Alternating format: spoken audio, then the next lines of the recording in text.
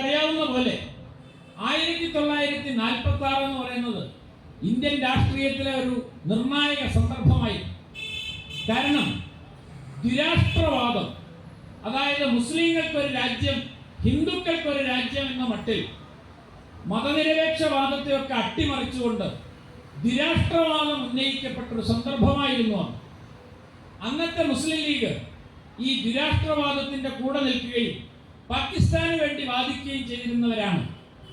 അതുകൊണ്ട് ഈ ഉണ്ടാക്കുന്ന ഭരണഘടനയിൽ തങ്ങൾക്ക് വിശ്വാസമില്ല എന്ന പേരിൽ ഈ 7 പേർ, തെരഞ്ഞെടുക്കപ്പെട്ട 7 പേർ ഈ അസംബ്ലിയിൽ പങ്കെടുക്കാതെ മാറി നിൽക്കുന്നുണ്ട്. ഇതാണ് സന്ദർഭം. ഈ സന്ദർഭത്തിലാണ് ഈ ആദ്യത്തെ 15 ദിവസത്തെ ചർച്ച നടക്കുന്നത്. ആ പുസ്തകം ഒന്നെടുത്ത് മറച്ചു വെക്കാൻ എനിക്ക് മനസ്സിലാവും. തുടക്കം മുതൽ അവരെല്ലാം ചർച്ച ചെയ്യുന്നത് ഈ 7 സഹോദരങ്ങൾ പങ്കെടുക്കാതെ നാം നടത്തുന്ന ഈ ചർച്ച നിഷ്ഫലമാണ്.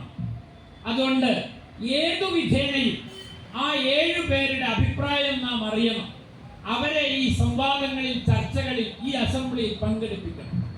ഈ കാര്യത്തിൽ അവിടെ കൂടിയിരുന്ന ബാക്കി 381 ആളുകൾക്കും യാതൊരു അഭിപ്രായ വ്യത്യാസവും ഉണ്ടായിരുന്നില്ല എന്നർത്ഥം. 7 ആളല്ലേ, അവര് വരില്ലെങ്കിൽ വരണ്ട, അത് അവരെ കാര്യം എന്ന് പറഞ്ഞ് ഭരണഘടന ഉണ്ടാക്കിയ പോലെ. അങ്ങനെയല്ല ചെയ്തത്. ഒരാളെങ്കിൽ ഒരാൾ, അവരുടെ ശബ്ദം നാം കേൾക്കണം. അവരും കൂടി ഉൾപ്പെട്ടതാണ് രാഷ്ട്രം എന്ന സങ്കല്പം ഈ ഭരണഘടനാ നിർമ്മാണ സമിതിയുടെ ആദ്യ യോഗത്തിലെ ആദ്യ നിമിഷം മുതൽ ഉണ്ടായിരുന്നു എന്നാണ് ഞാൻ പറഞ്ഞതിന്റെ അർത്ഥം.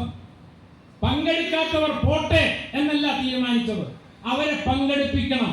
അവർക്കു കൂടിയുള്ളതാണ് ഈ രാഷ്ട്രം. നമ്മുടേതൊരു ഹിന്ദു രാഷ്ട്രമല്ല, നമ്മുടേതൊരു മതനിരപേക്ഷ രാഷ്ട്രമാണ്. അതുകൊണ്ട് തിരഞ്ഞെടുക്കപ്പെട്ട മുസ്ലിം ലീഗ് പ്രതിനിധികളുടെ ശബ്ദം നാം കേൾക്കണം എന്നാണ് നെഹ്റുവും അംബേദ്കറും ആ ചർച്ചയിൽ പങ്കെടുത്ത മുഴുവൻ ആളുകളും പറയുന്നു. ആ അനുനയ നീക്കം വിജയിച്ചു. ഒരു ഘട്ടം കഴിഞ്ഞപ്പോൾ മുസ്ലിം ലീഗ് പ്രതിനിധികൾ ആ സമ്മേളനത്തിൽ പങ്കെടുക്കുകയും അവരുടെ അഭിപ്രായങ്ങൾ രേഖപ്പെടുത്തുകയും ചെയ്തിട്ടുണ്ട്.